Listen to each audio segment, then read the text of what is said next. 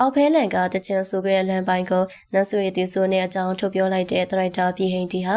ဒရိုက်တာပြည်ဟိန်တီဟာကရုပ်ရှင်လောကမှာကျနေကမင်းသားမင်းသမီးတွေရဲ့အကြောင်းကိုလည်းခေတ်စေသွင်းကြတည်သူတရားပါပြည်ဟိန်တီဟာကကိုဗစ်ကာလနောက်ပိုင်းမှာမြန်မာနိုင်ငံမှာမနေဖြစ်တော့ဘဲနိုင်ငံခြားကိုသွားနေရဖြစ်ပါတယ်နိုင်ငံသားမှာကိုပိုင်ချန်နယ်လေးထောင်ကအနုပညာရှင်တွေရဲ့နောက်ကျောင်းတွေကိုအောက်ဖဲလည်နေကြတာပါမင်းမြတ်ကစနေနောက်ကွယ်မှာအငယ်ထားရေးဆိုတဲ့သတင်းကြောင့်မို့ပြဿနာအကြီးကြီးကိုတက်ခဲ့သေးတာလေးဖြစ်ပါတယ်အဲနောက်ပိုင်းမှာလည်းဒရိုက်တာပြင်ရင်တရားကသူတည်တာအလုံးကိုထုတ်ပြောနေကြတာပါကောင်းတာလေးပြောသလိုမကောင်းတာလေးပြောကအမှန်တိုင်းကိုချပြနေရပါဒရိုက်တာပြင်ရင်တရားကအနုပညာတိုင်းကိုမကောင်းပြောတာတော့မဟုတ်ပါဘူး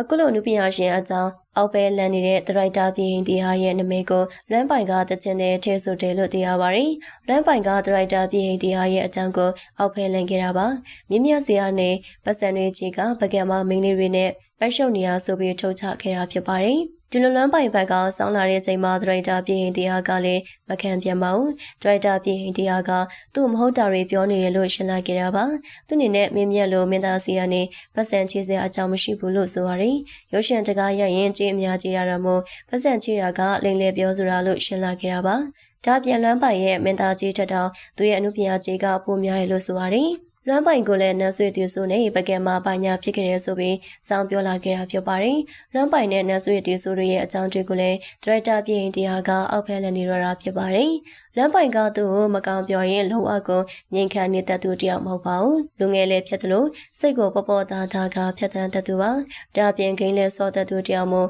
အစဲလဲတန်ကဂိမ်းစောရင်သူမကျနေတာတွေထုတ်ပြောပြတတ်တာပါ။သူရဲ့အပြင်လူနေမှုဘဝကတခြားလူငယ်တွေလိုပဲပွင့်လင်းကတခုခုဆိုရင်ချမလားဆိုတဲ့ပုံစံဖြစ်ပါတယ်။ဒါကြောင့်မို့ဒီတခါတချမ်းထုတ်တဲ့အချိန်မှာသူ့မကောင်ပြောတဲ့သူတွေကိုတခါရဲဆောင်းကားတီးဆိုထားတာဖြစ်ပါတယ်။လမ်းပိုင်ကားသူ့ရဲ့ချီကိုမကောင်ပြောတဲ့မီဒီယာတုံးကလည်းချက်ချင်းကိုလက်တော့ပြန်ခဲ့တာဖြစ်ပါတယ်။မီဒီယာတမောင်ပေါ်မှာချက်ချင်းတုတ်ပြန်ခဲ့ပေမဲ့ပြောပြရနဲ့သူ့မှာဘာရညိုမှမရှိတော့ပါဘူး။ဒရိုက်တာပြည်ဟိန်တီဟာပြောလာတဲ့အပေါ်မှာတော့လမ်းပိုင်ကဘာမှမတုံ့ပြန်သေးပါဘူး။ဒရိုက်တာပြည်ဟိန်တီဟာကတော့လမ်းပိုင်ကြောင့်ကိုပြောကတုံ့ပြန်နေပြီဖြစ်ပါတယ်။ဒရိုက်တာပြည်ဟိန်တီဟာကမကောင်ကြောင့်တွေပြောနေရမှုအပြောခင်ရသူတွေ